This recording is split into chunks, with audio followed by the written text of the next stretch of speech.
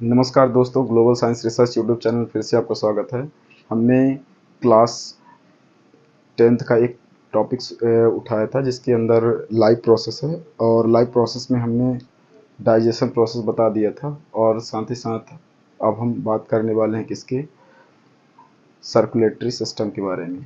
इस टॉपिक को हमने इतना डिटेल में कवर किया है कि ये as a purpose of class 11th भी इसे कवर किया जा सकता है। ठीक है, तो ये दोनों में काम आएगा क्योंकि दोनों में ये टॉपिक है, राइट। वहाँ सर्कुलेशन, बॉडी फ्लूइड सर्कुलेशन के नाम से है, और यहाँ लाइव प्रोसेस के अंदर डाइजेस्टिव सिस्टम या डाइजेशन के नाम से है। ठीक है, या ट्रांसपोर्टेशन कह सकते हैं, सॉरी, ट्रांसपोर्टेशन या सर्कुलेशन के नाम से। डाइजेशन तो वो पहले पढ़ा दिया। ठीक है, तो चलिए आइए बात करते हैं।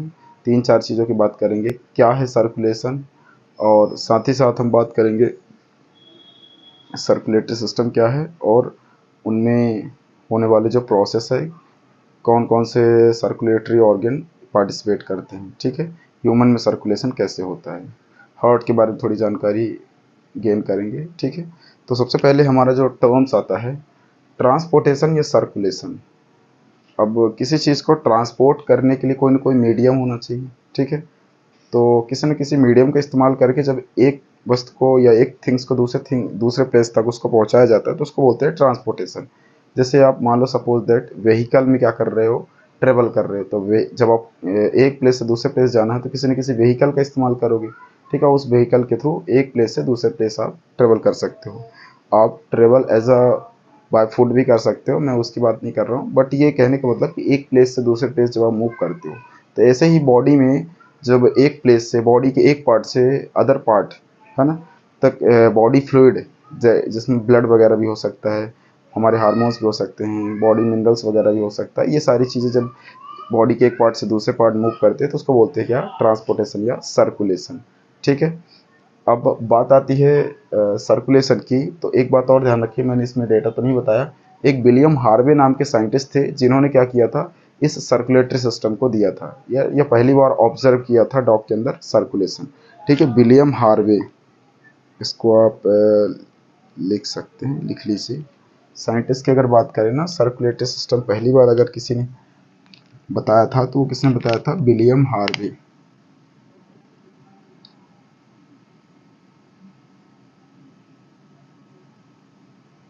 विलियम हार्वे, ये 17वीं सेंचुरी के आसपास बताए थे इन्होंने। ठीक है, विलियम हार्वे ने क्या किया था, पहली बार बताया था कि स्पीसीज के अंदर बॉडी ब्लड के बॉडी के अंदर ब्लड सर्कुलेट करता है बॉडी के एक पार्ट से दूसरे पार्ट।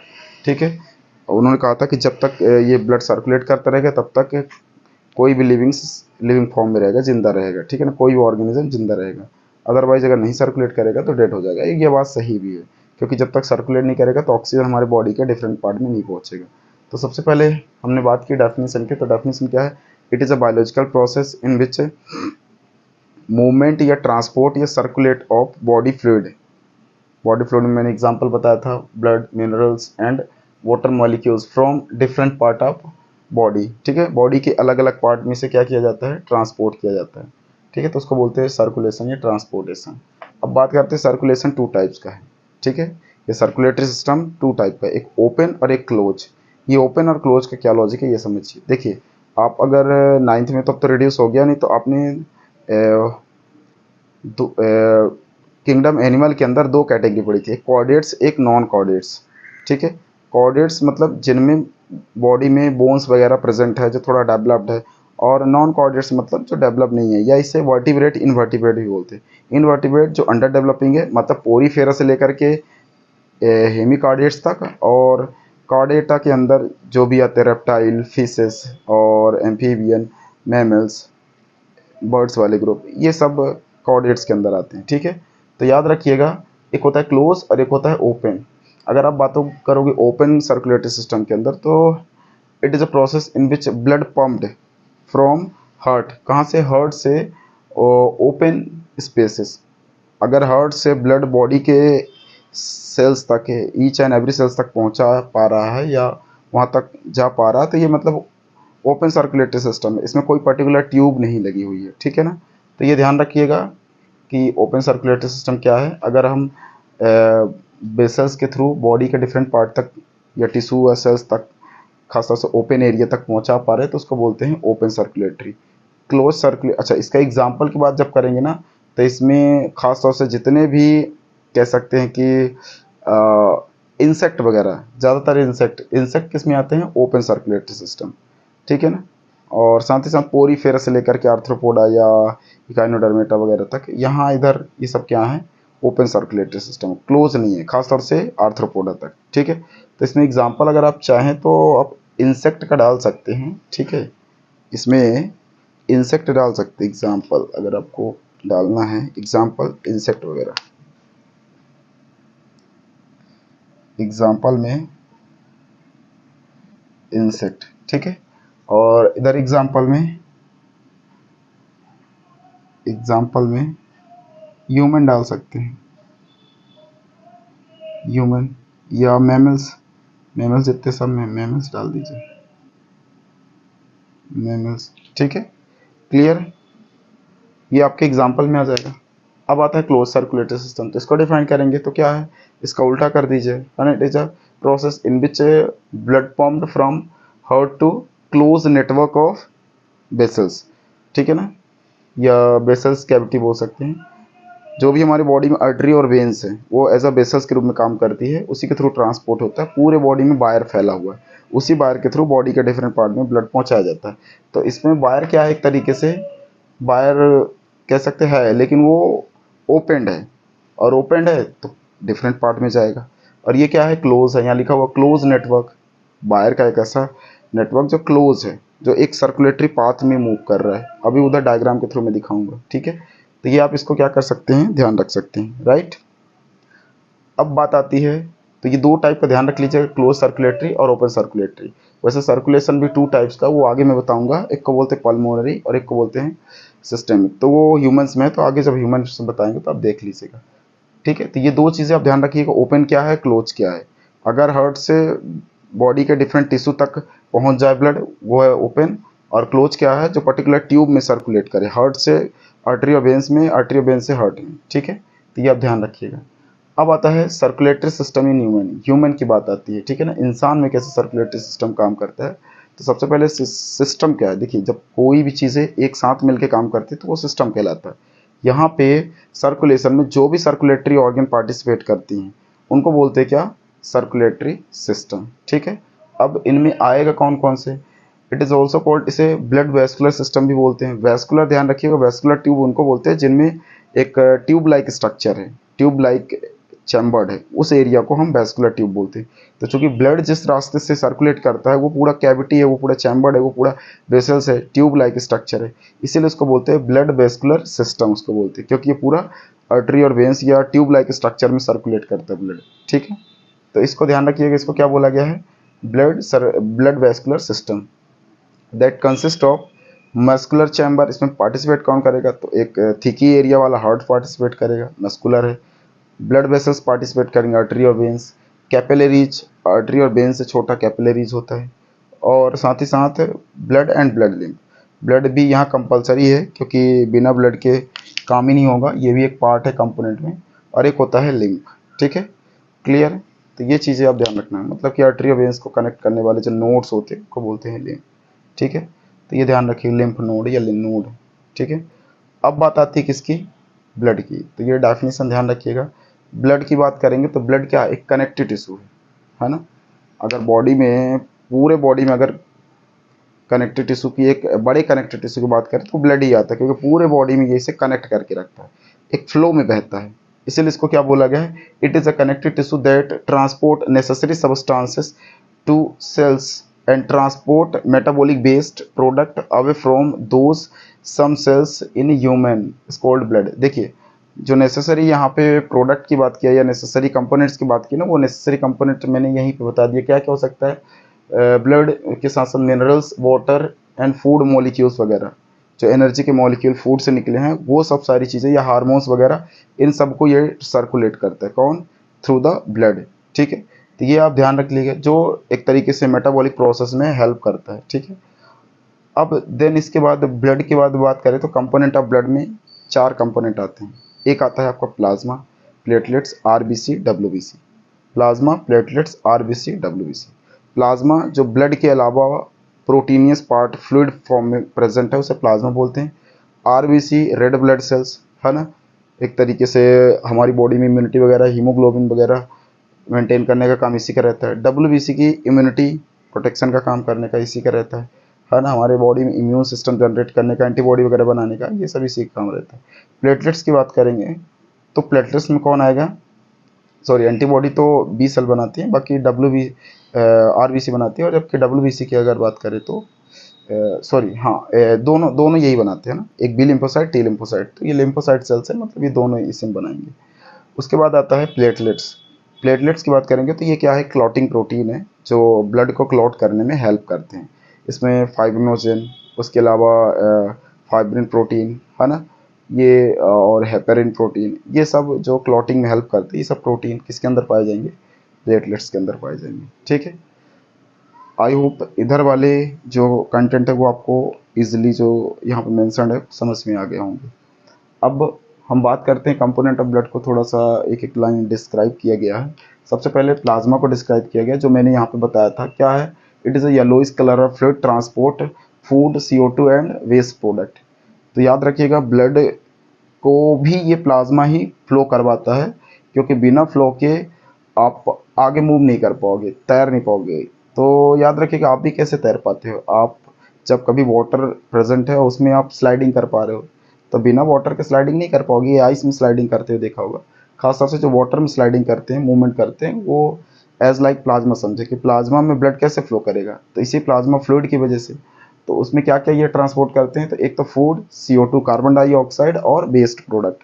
ठीक है, क्योंकि आपको पता है कि जो डीऑक्सीजनेटेड कार्बन डाइऑक्साइड है वो भी फ्लो आपके वेन्स के through impure blood, deoxygenated blood lungs पहुंचाया जाएगा और उसे फिल्टर करके गैस को बाहर छोड़ दिया जाएगा और ब्लड को फिर से फिल्टर करके बॉडी में ले लिया जाएगा। और यही चीज़ आप वेस्ट प्रोडक्ट की बात किया तो आप यूरिन वगैरह की बात करें, अमोनिया, हमारी बॉडी में प्रोटीन वगैरह डाइजेस्ट होने के बाद क्या बनता है, अमोनिया, और वही अमोनिया आगे चल के यूरिया में कन्वर्ट होता है, और वही यूरिया किडनी के थ्रू फिल्ट्रेट किया जाता है, जो कि उसके पहले पूरे बॉडी में ये सर्कुलेट करता रहता है।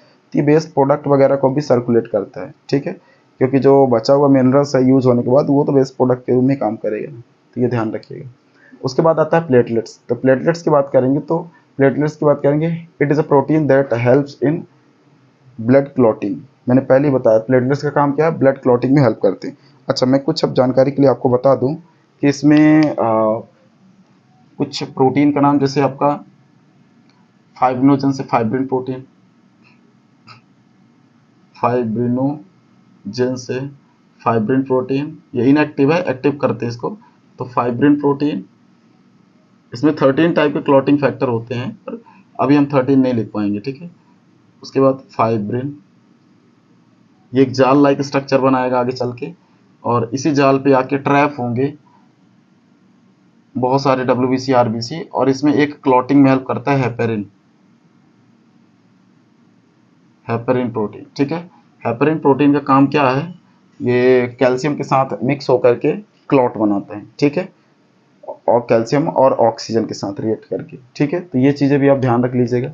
उसके बाद आता है RBC, it contain haemoglobin which transport oxygen. ठीक है, एक हीमोग्लोबिन होता है, एक मायोग्लोबिन, मायोग्लोबिन भी ये कैरी करता है, ध्यान रखिएगा। मायोग्लोबिन का काम क्या होता है,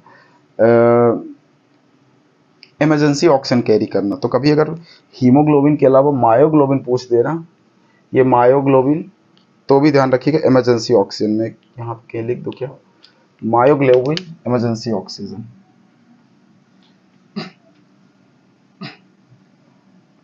इससे में लिखना पड़ेगा myoglobin emergency oxygen, myoglobin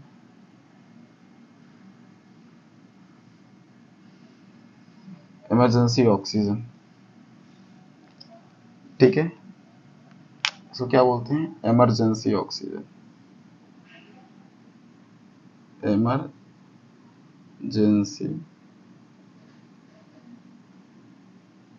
O2। ठीक है, इमरजेंसी ऑक्सीजन कैरी करेंगे, राइट।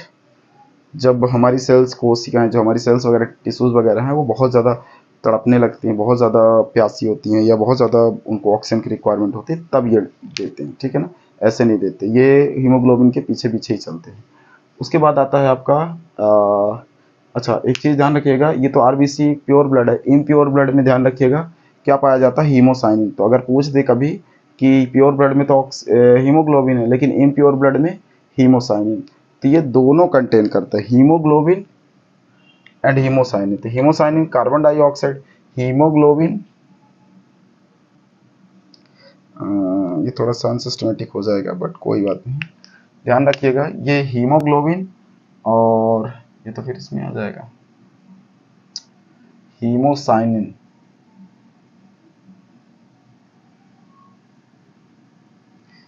हीमोसाइनिन हीमोसाइनिन की अगर बात करें,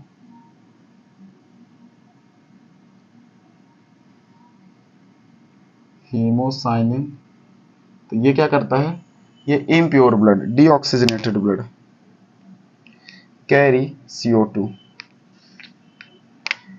कैरी CO2, ठीक है, कैरी CO2, राइट। तो ये बात थोड़ा ध्यान रखिएगा।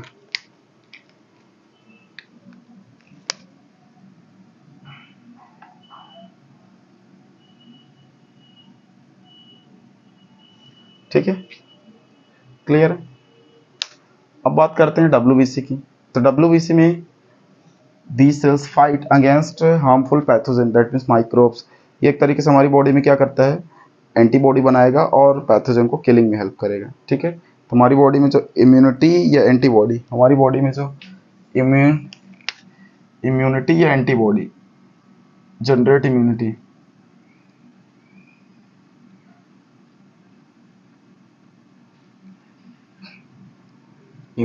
या एंटीबॉडी,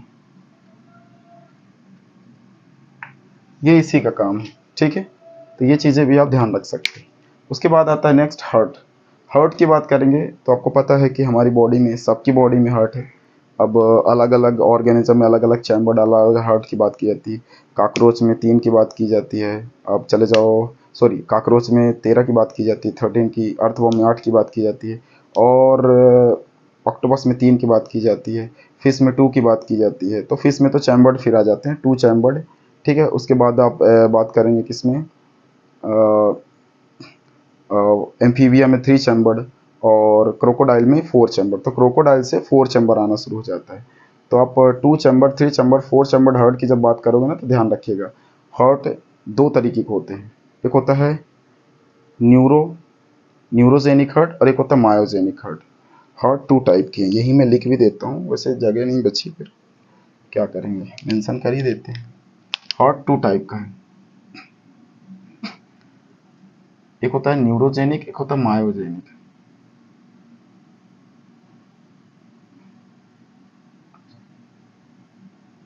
न्यूरोजेनिक और एक होता है मायोजेनिक हार्ट। अभी मैं आपसे पूछूंगा कि हम लोग का हार्ट कैसा है, ठीक है। एक होता है न्यूरोजेनिक, एक होता है मायोजेनिक, क्लियर है।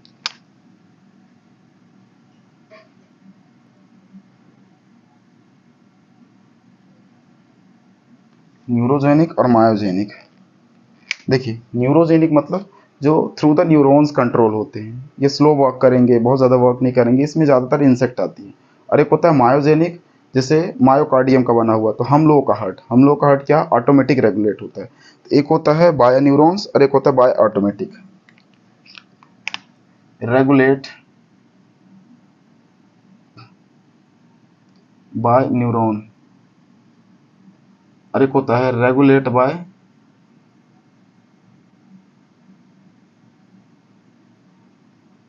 रेगुलेटेड बाय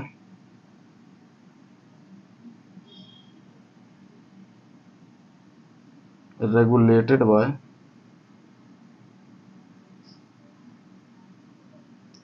by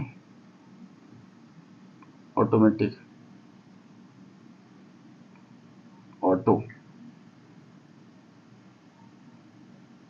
ऑटोमेटिक, ठीक है। 2 तरीके का हार्ट है, एक न्यूरोजेनिक और एक मायोजेनिक। तो हम लोग का हार्ट कैसा है, मायोजेनिक है। ये आप थोड़ा सा आइडिया, बेसिक आइडिया ध्यान रखिएगा, क्लियर।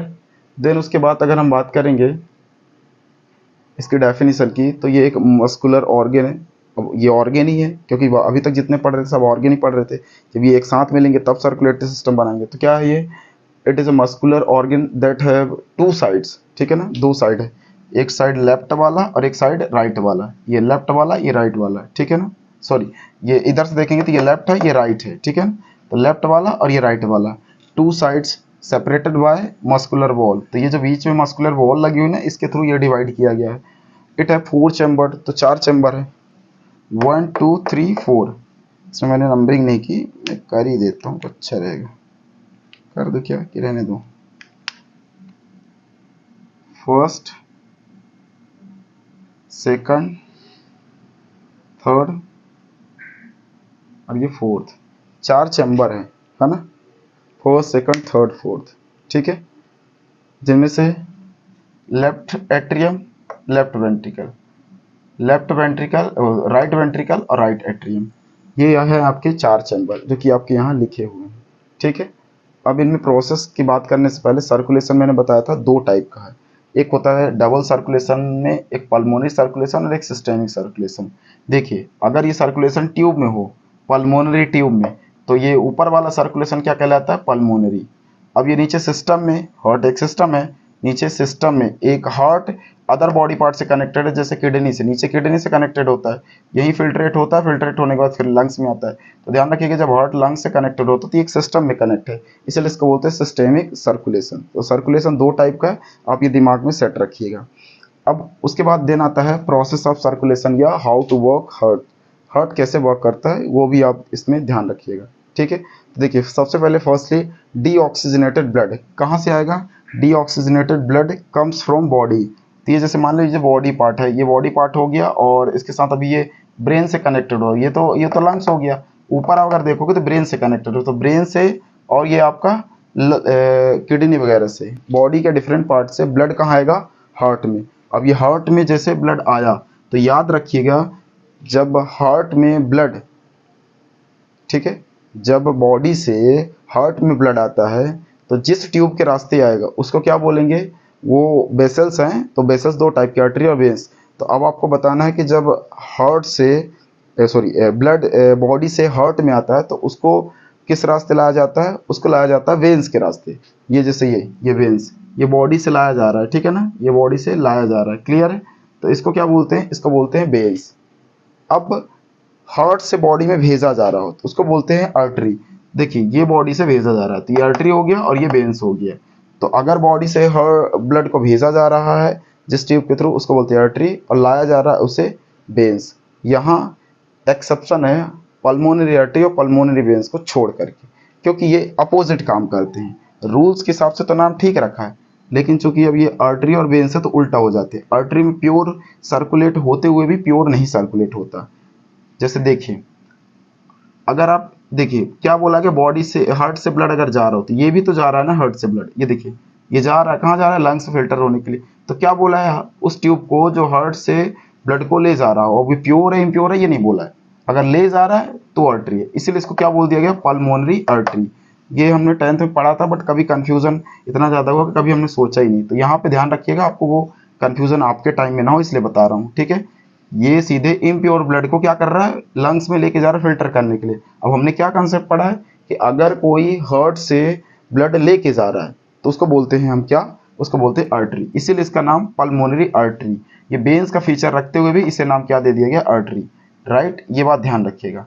जबकि आर्टरी क्या है? ये वाली है, ये लेके जा रही है प्योर ब्लड, लेकिन अब चूंकि ये भी क्या कर रहा है? बॉडी से लेके ही जा रहा है, इसलिए इसका नाम क्या पड़ गया? आर्टरी। बट ध्यान रखिएगा, पल्मोनरी आर्टरी। यही चीज अब पल्मोनरी वेन्स में आ जाओ। वेन्स का काम क्या है? इम्प्योर ब्लड को बॉडी में लाना, लेकिन ये क्या कर रही है? ये प्योर ब्लड लेके आ रही है, देख लो, ये लेके आ रही है ना, प्योर ब्लड लेके आ रही है। हमने क्या बोला? हार्ट में लाने वालों को पूछा है, जहां से ला रहा हो, ला तो रही है, ये बॉडी से ला रहा है, ये बॉडी से ला रहे हैं, तो हार्ट में ला रहे हैं, इसको क्या बोलते हैं? वेन्स, लाने वाले को वेन्स। अब ये चूंकि क्या है? पल्मोनरी वेन्स, ये लिखा होगा, ये पल्मोनरी वेन्स। याद रखिएगा, पल्मोनरी वेन्स में इम्प्योर ब्लड सर्कुलेट करता है, एक्सेप्ट ऑल पल्मोनरी वेन्स में, सॉरी, ऑल वो वेन्स में जितने भी वेन्स हैं उनमें प्योर ब्लड सर्कुलेट करता है, किसको छोड़ करके? पल्मोनरी वेन्स को, क्योंकि पल्मोनरी वेन्स में दिख रहा है ना, ये प्योर ब्लड को ला रहा है, और ये है, ये बाकी वेन्स है, तो ये इम्प्योर ब्लड ला रही है। अब यही चीज़ आर्टरी केस में आ जाओ, all artery circulate pure blood except किसको छोड़ करके, पल्मोनरी आर्टरी को छोड़कर। ये देखिए, ये पल्मोनरी आर्टरी है जो क्या कर रही है, इम्प्योर ब्लड को क्या कर रही है, लेके जा रही है, और जबकि ज़्यादातर आर्टरीज क्या कर रही है, प्योर ब्लड को लेके जा रही है। तो ये डिफरेंस में पूछता है, क्लियर है, तो ये बात ध्यान रखिएगा, ठीक है। फिर से एक बार मैं रिकॉल कर रहा हूँ, सारी आर्टरीज प्योर ब्लड सर्कुलेट कर रही है, सॉरी सारी वेन्स प्योर ब्लड क्या कर रही है, हार्ट में ला रही है, और सारी आर्टरी प्योर ब्लड बॉडी में ले जा रही है, एक्सेप्ट पल्मोनरी आर्टरी और पल्मोनरी वेन्स को छोड़कर, क्योंकि ये इम्प्योर ब्लड ले जा रही है और ये प्योर ब्लड ला रही है, ठीक है। तो ये थोड़ा ध्यान रखिएगा। अब हम आगे आते हैं next. Firstly deoxygenated blood comes from body to right atrium, then pumped to your lungs by right ventricle through artery, through artery, through artery। अब देखिए क्या बोला है, बॉडी से ब्लड लाया जा रहा है राइट एट्रियम में। देखिए ये प्योर यहाँ फिल्टर हुआ, यहाँ से यहाँ गया, ऐसे गया, यहाँ से फिल्टर हुआ, फिल्टर होके ये देखिए लाया जा रहा है, ये कहाँ लाया जा रहा है, राइट एट्रियम में। हाँ 1 मिनट, बॉडी से बोला ना, firstly deoxygenated, sorry sorry sorry, ये इधर वाला है, ये वाला ट्यूब दिख रहा है ना, ये ब्लू कलर वाला, ये बॉडी से ब्लड कहाँ लाया जा रहा है, राइट एट्रियम। ये है राइट एट्रियम, ये तो लेफ्ट है, राइट एट्रियम में लाया गया, और राइट से होते हुए ये बॉल दिख रही है, इसको बोलते हैं क्या, ट्राइकस्पिड बॉल। 1 2 3 लेयर होती है, इसलिए इसको क्या बोलते हैं, ट्राइकस्पिड। यहाँ पे पूछ देता है, ये थोड़ा दिमाग में सेट रखना, इसको क्या बोलते हैं, ट्राइकस्पिड बॉल। यहीं पे मैं लिख देता हूँ, ट्राई, जगह तो है ही नहीं। चलिए आप थोड़ा ध्यान रखिएगा ना, इसको क्या बोलते हैं, ट्राइकस्पिड बॉल। राइट वाले को, लेफ्ट वाले को क्या बोलते हैं, बाइकस्पिड बॉल, क्योंकि इसमें 2 लेयर है, 1 और 2, तो इधर 2 होती है, इसलिए इसको बोलते हैं बाइकस्पिड बॉल, और इसमें क्या होती है, ट्राइकस्पिड बॉल। एक चीज और ध्यान रखिएगा, क्योंकि ब्लड